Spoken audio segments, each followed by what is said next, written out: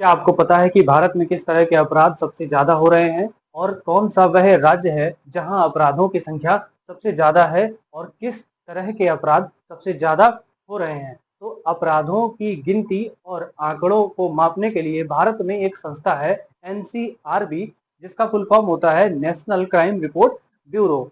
यानी यह अपराध को नियंत्रित करने के लिए ऐसे निर्देश या आंकड़े प्रदर्शित करता है, जिससे ये हमें जानकारी मिलती है कि किस प्रदेश में कौन से अपराध सबसे ज्यादा हो रहे हैं।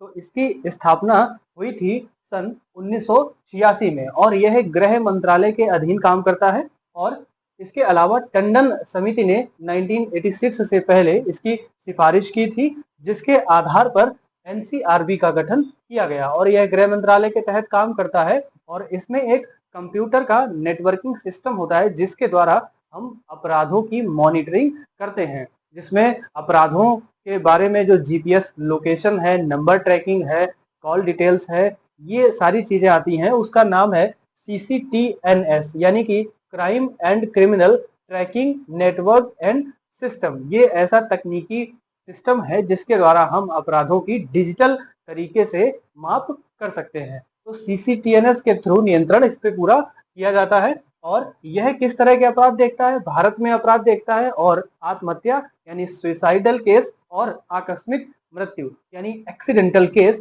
या जो डकैती लूट में आत्महत्याएं या जो हत्याएं हो जाती हैं, रेप केसेस हो जाते हैं, और इसके अलावा भी जो केस होते हैं वो इसके अंतर्गत आते हैं। अब देखते हैं 2024 की रिपोर्ट इसने हाल में 2026 में जारी की है। जब 2024-25 में पूरा सेशन हुआ, उसमें इन्होंने बताया कि 2024 में 58.6 लाख संज्ञेय अपराध, जो कि 6% कमी के साथ हुए। इससे पहले 2023 की रिपोर्ट में यह संख्या 61 लाख के करीब थी। यानी कि जो 2024 के आंकड़े हैं वो ये कहते हैं कि संज्ञेय अपराध जो है इसमें 6% की कमी हुई है। अब कमी का अर्थ ये है कि कहीं ना कहीं जो लॉ है वो मजबूत हुआ है। 2023 में सबसे पहले लागू हुआ हमारे पास बीएनएस और बीएनएसएस। इससे पहले आईपीसी और सीआरपीसी भारत में लागू थी और संशोधन करके संविधान में जोड़ा गया बीएनएस और बीएनएसएस। तो 2024 में इसमें कड़े कानून बनाए गए, जुर्माना को बढ़ाया गया, मृत्यु दंड को बढ़ाया गया। जिन जिन मामलों में जो अपराध की प्रकृति थी उसके आधार पर जो सजा थी, कहीं 3 साल थी तो उसको बढ़ा के 10 साल किया गया, कहीं आजीवन कारावास था तो उसको मृत्यु दंड किया गया। तो सजा बढ़ने से क्या हुआ है कि अपराध की जो प्रणाली है, अपराध के जो प्रकार है, इसमें परिवर्तन हुए हैं। सीधा सीधा कहें तो इसमें सीधा कमी आई है और 6% की कमी के साथ ये अपराध हैं और ये संज्ञेय अपराध हैं। संज्ञेय अपराध जो होते हैं वो गंभीर प्रकृति के अपराध होते हैं और इन अपराधों में सामान्यतः जमानत नहीं दी जाती है। ठीक है। इसके बाद महिला से संबंधित अपराध जो 4,41,534 आंकड़े मामले हैं और ये 1.5% इनमें गिरावट आई है। महिला से संबंधित जो अपराध हैं उनमें 1.5% की गिरावट देखी गई है 2024 के आंकड़ों में। फिर इसके बाद बच्चों के अपराध, जो बच्चों के संबंधित अपराध हैं, जो कि यौन शोषण होते हैं, इसके अलावा अपहरण से संबंधित जो भी मामले होते हैं, वो इसमें 5.9% की जो वृद्धि हुई है। ये एक चिंताजनक स्थिति है कि बच्चों के अपराधों में वृद्धि हो रही है। इसके अलावा 1.87 लाख मामलों में 40% अपहरण अब वृद्धि हुई है। तो इसमें किन अपराधों में वृद्धि हुई है? सबसे ज्यादा अपहरण यानी कि किडनैपिंग के मामले जो हैं वो 40% के साथ बढ़े हैं और 36.9 यानी 36.9% जो है वो पॉक्सो एक्ट वाले मामले बढ़े हैं। पॉक्सो क्या होता है? Prevention of child and sexual offences, यानी बच्चों से संबंधित यौन अपराधों में 36.9% की वृद्धि हुई है, जो कि चिंताजनक मामला है। इसके बाद वरिष्ठ नागरिक, जो कि 16.9% की वृद्धि है जिन पर, यानी कि वरिष्ठ नागरिकों से संबंधित जो अपराध हैं उनमें वृद्धि हुई है। और ये वृद्धि वरिष्ठ नागरिकों के साथ किस तरह के अपराधों में है? तो इसमें सबसे अधिक जो मामले हैं, सर्वाधिक मामले हैं, वो साइबर अपराध से संबंधित हैं और साइबर अपराध में 17.9% की वृद्धि हुई है। अब साइबर अपराध किस तरह से? कोई आपको वीडियो कॉल करेगा, अरेस्ट कर लेगा, या इसके अलावा कोई फोन कॉल करेगा, एटीएम नंबर, पिन, ओटीपी के द्वारा आपसे अकाउंट से पैसे हड़प लिए जाते हैं। तो ये अपराध ही होते हैं साइबर अपराध, जिसमें डिजिटल तरीके से, क्योंकि अभी की जो स्थिति है इसमें आपके पास सारी सूचनाएं और आपके सारे बैंक अकाउंट्स क्या हैं, ऑनलाइन है। तो ऑनलाइन होने के कारण ही जो अब पहले क्या होता था कि बैंकों में पैसा जमा होता था, जमा तो अभी भी होता है, लेकिन पहले ऑनलाइन का जो चलन था वो इतना नहीं था, इतना क्या कहें था ही नहीं।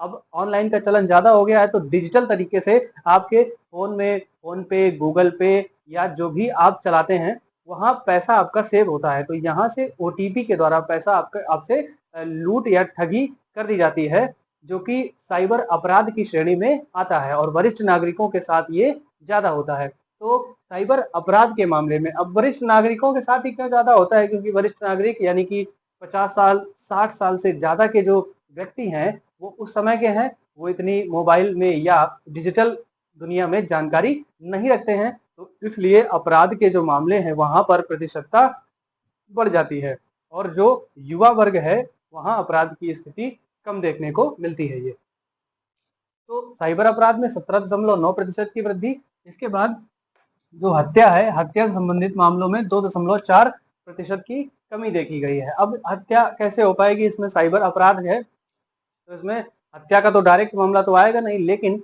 इनडायरेक्टली कोई सुसाइड कर ले या उससे प्रभावित होकर खुद के साथ कुछ कर ले, तो उस तरह के अपराध जो है हत्या में ही आएंगे कि आपको कोई उकसा करके आपसे कोई हत्या करवा ले। एक एक जो ब्लू व्हेल से संबंधित गेम आया था जिसमें बच्चे क्या कर रहे थे, आत्महत्या कर ले रहे थे। गेमिंग का जो दौर है इसमें मोबाइल में ऐसे ऐसे लेवल हैं जो गेम के, वहाँ जो बच्चों के लिए खतरा है, तो उसमें बच्चे लेवल पार करते करते सुसाइड की स्थिति में पहुंच जाते हैं। अभी हाल में जो कुछ समय पहले बेंगलोर का एक मामला देखा गया था जिसमें दो सगी बहनें थी, 7th और 8th में जो पढ़ रही थी, तो वो गेम का लेवल पार करते करते ऐसी स्थिति में आ गई कि अपनी बिल्डिंग से कूद गई। उसमें एक ऐसा चरण था, लेवल था गेम का कि अब अगली बार गेम में आपको आगे का लेवल पार करने के लिए अपनी जान देनी होगी, सुसाइड करना होगा। तो उन्होंने सोचा ये आम बात है और ऐसा करके देखते हैं, तो वो बिल्डिंग से कूद जाती हैं। तो ये हत्या का मामला देखा जाता है कि आपको कोई गेम उकसा रहा है हत्या करने के लिए, अपनी सुसाइड करने के लिए यानी आत्महत्या करने के लिए, तो ये साइबर अपराध के अंतर्गत आता है। इसके अलावा नशीली दवाओं से 1.7 लाख सुसाइडल मामले देखे गए। नशीली दवाएं जैसे कि ड्रग्स वगैरह हुआ या मेडिकल ट्रीटमेंट के लिए सल्फास वगैरह जो टेबलेट्स आती हैं, इसके अलावा भी कई सारी दवाई हैं जिनमें कोई आपको मेडिकल की दवाई खिला करके मार दे या आप अनजाने में या जानबूझकर उन दवाओं का सेवन कर ले जिससे आपकी मृत्यु हो जाती है। अभी हाल में कई सारे मामले देखे गए हैं जिसमें कि सेक्सुअल पावर बढ़ाने के लिए लोग दवाएं खा लेते हैं और उनसे क्या होता है कि बॉडी में जो अन्य अन्य चीजें हैं वो रिएक्शन कर जाती हैं, तो डायरेक्ट जो डेथ का मामला है वो यहाँ पर देखा जाता है। तो ये नशीली दवाओं से संबंधित ही मामले आते हैं इसमें, और ये 1.7 लाख मामले हैं और ये सुसाइडल में गिने जाते हैं कि आपने खुद अपने मन से खाया, मर्जी से खाया, मृत्यु हो गई, ये उसका दुष्परिणाम हुआ। अब आर्थिक अपराध देखते हैं कि जो पैसे से संबंधित अपराध हैं उनमें कौन कौन से राज्य हैं जो सबसे आगे हैं। तो सबसे पहला जो राज्य है वो है तेलंगाना। तेलंगाना में 39,127 मामले हैं जो कि टॉप पर हो जाता है, और दूसरा राज्य है राजस्थान जिसमें 27,637, और महाराष्ट्र तीसरे नंबर पर आ जाता है जिसमें 20,083 मामले, और चौथे नंबर पर आता है भैया अपना उत्तर प्रदेश जो कि 18,670 मामलों के साथ चौथे नंबर पर है आर्थिक अपराधों में। यानी यहाँ की जो जनता है वो थोड़ी सी जागरूक है और जागरूक रहना भी चाहिए क्योंकि आपकी पूंजी है। इसके अलावा 5वें नंबर पर आता है केरला जो कि 13,060 मामलों के साथ 5वें नंबर पर है आर्थिक अपराधों में। ठीक है, इसके बाद देखते हैं महिलाओं से संबंधित अपराध। महिला अपराध में सबसे टॉप पर है महाराष्ट्र। महाराष्ट्र में 78,726 मामले देखे गए 2024 में। फिर दूसरे नंबर पर आता है अपना उत्तर प्रदेश, इसमें 74,000 मामले, बिहार 48,000, वेस्ट बंगाल 44,000 और राजस्थान 42,557 मामले हैं। ये महिला से संबंधित अपराधों का पूरा एक डेटा हो जाता है। और महिला अपराध में सबसे टॉप में है पति या रिश्तेदारों के द्वारा क्रूरता, जो कि शादी के बाद लड़कियों को देखा जाता है कि ससुराल में पति या रिश्तेदारों के साथ साथ उनके क्रूरता की जाती है, उनके साथ सही संबंध नहीं रखे जाते हैं, तो वहाँ क्रूरता जैसी स्थिति उत्पन्न होती है। यानी ये केस महिलाओं ने दर्ज कराए हैं पूरे नेशनल लेवल पर, यानी भारत के पूरे दृष्टिकोण से देखें तो 42% है और ये सबसे ज्यादा है, मैक्सिमम है किसी भी महिला अपराध में। फिर इसके बाद दूसरे नंबर पर आता है जो सुसाइडल केसेस हैं, इनमें सुसाइडल केसों में सबसे टॉप पर है हाउसवाइफ। महिलाओं में सुसाइडल केसेस में सबसे टॉप पर है हाउसवाइफ यानी कि महिलाएं, जो कि 22,113, जो कि बड़ा आंकड़ा हो जाता है यहाँ पर। और दूसरे नंबर पर, महिलाओं के बाद दूसरे नंबर पर आते हैं छात्र। 14,488 सुसाइडल केस छात्रों के देखे जाते हैं।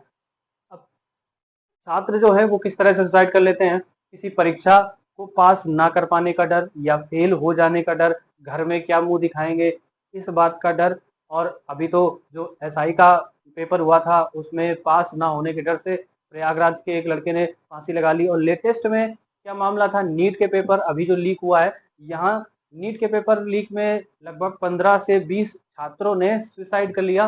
तो ये सारे मामले इसी में गिने जाते हैं। तो सुसाइडल केस जो है छात्रों का बहुत ही चिंताजनक विषय है, इसमें सरकार को ध्यान देना चाहिए। और इसके बाद बेरोजगार, बेरोजगार तो जान ही रहे हैं, बेरोजगार तो सही है। सबसे ज्यादा सर्वाधिक बेरोजगारी की दर जो है इस समय सबसे ज्यादा है, सर्वाधिक है किसी भी समय से। तो बेरोजगार 14,778 बेरोजगार जो है वो 2024 में सुसाइड कर लेते हैं। तो ये पूरा एनसीआरबी का एक रजिस्टर्ड आंकड़ा है सरकार के स्तर पर। और जमीनी हकीकत क्या है, हम और आप जानते ही हैं। जमीनी हकीकत ये है कि मामले जो लिखित रूप में है वो अंतिम स्थिति में दर्ज किए जाते हैं, यानी कि इससे कहीं अधिक मामले हो सकते हैं। तो एनसीआरबी यानी नेशनल क्राइम रिपोर्ट ब्यूरो, ये पूरी जो भारत में अपराध, आत्महत्या, सुसाइड और जो भी अपराध जगत की दुनिया है, यहाँ जो भी रजिस्टर्ड अपराध होते हैं उनके बारे में आंकड़ा प्रदर्शित करता है। तो एनसीआरबी का ये पूरा सेशन रहा आपके लिए। तो ये वीडियो कैसा लगा, वीडियो में कमेंट करके जरूर बताएं। और चैनल को सब्सक्राइब नहीं किया है तो चैनल को सब्सक्राइब जरूर कर लें। तो मिलते हैं नेक्स्ट वीडियो में, तब तक के लिए जय हिंद, जय भारत।